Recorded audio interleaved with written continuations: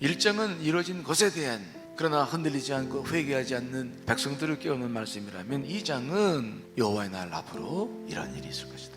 요엘 선지자는요, 나팔을 시온에서 부르라는 것, 산 위에서. 이 나팔이라고 하는 것은 적의 공격이 들어왔을 때 위급한 것을 알리는 소리거든요. 나팔을 막 부르라는 거예요. 그 다음에 거룩한 산에서 경고의 소리를 질러라. 그래서 1절에 보니까 그 결과가 어떤 것으로 나타나기를 원하냐면은 이 땅 주민들로 다 떨게 만들어라. 여호와의 날이 가까웠다. 나팔을 불어라. 그러는 거죠. 날이 어둡고 캄캄해지고 짙은 구름이 막 덮이는 이러한 날들이 곧 오는데 왜 너희들은 듣고 있지 않냐? 왜 이런 말씀하시는 겁니까? 들으라는 거예요. 이게 하나님께서 우리에게 갖고 있는 단 하나의 소원이 있다면요, 신명기 6장 4절에 나오잖아요. 쉐마 이스라엘, 제발 좀 들어라. 예수님께서도 말씀을 증가하실 때에 귀 있는 자는 좀 들어라 막 그러시잖아요. 이것은 가까운 바벨론의 패망을 의미도 하지만은 장차 다가올 마지막 심판을, 요엘서는 최후의 심판까지 바라보고 이 말씀을 하는 거예요. 하나님께서는 노아 홍수 심판하신 후에 물로는 심판하지 않겠다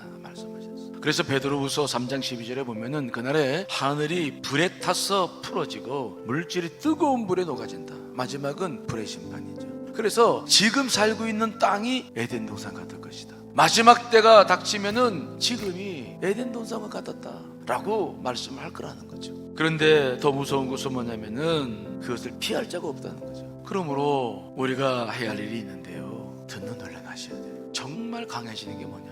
그러니까 신명기 6장 4절 서두에도 말씀드렸습니다마는 하나님께서 말씀하시는 게 뭐냐? 쇠마 이스라엘, 나는 오직 유일한 여호와니 내 말을 좀 들어라 말씀하시는 거예요. 너는 마음과 뜻과 힘을 다하여 내 하나님 여호와를 사랑하고 오늘 내가 내게 명하는 이 말씀을 너는 마음에 새겨라. 우리가 출애굽기 보면은 이스라엘 백성들이 출애굽에서 고센 땅에서 가나안 땅까지 가는 거요, 한 일주일이면 건너가요. 근데 40년 걸려서도 못 갔어요. 그건 다 죽었어요. 왜요? 안 들어요. 가나안 땅에 대한 이야기는 이미 모세 전에 약 500년 전서부터 아브라함에게부터 약속하신 언약의 땅이에요. 그리고 또 그들을 출애굽시켰을 때에 그 홍해 바다를 갈르시고 반석에서 물을 먹이시면서 만나와 메추라기를 먹이셨던 그 하나님이죠. 그 하나님이 주시겠다고 약속했는데 글쎄 12명의 정탐꾼이 갔다가 왔는데 그 중에서 몇 명이 두려움에 확자해버립니까? 10명. 이 사람들은 하나님의 언약의 말씀은 전혀 기억지 않고 자기가 본 것만 가지고 판단하는 사람이야. 내가 보니 그들과 나를 비교해보니 난 메뚜기와가 다 죽었다고. 막 하나님께서 우리를 죽이려고 광야로 보내신다고. 아니 이미 500년 전서부터 하나님께서 언약의 말씀하시는데 그 믿음은 하나도 없고 그냥 눈에 본 것만 가지고 판단하는 거예요. 하나님 믿지 않아요. 하나님께서 말씀하신 것을 듣지 않아요. 이게 정말 우리 인간의 오만함이에요. 이것이 우리의 삶을 결국은 패망으로 이끌어가고 있는 것이 아닌가 싶어요.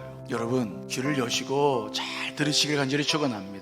이 듣는다고 하는 것이 왜 중요하냐? 여러분 듣지 않고 자기 주장에 강한 사람들은요, 성령의 역사를 감지를 못해요. 늦은 비에 그 음성을 들으려면은요, 내가 평소에 많이 듣고 귀가 열려 있어야 우리가 성령의 내적 음성도 듣게 될 줄 믿습니다.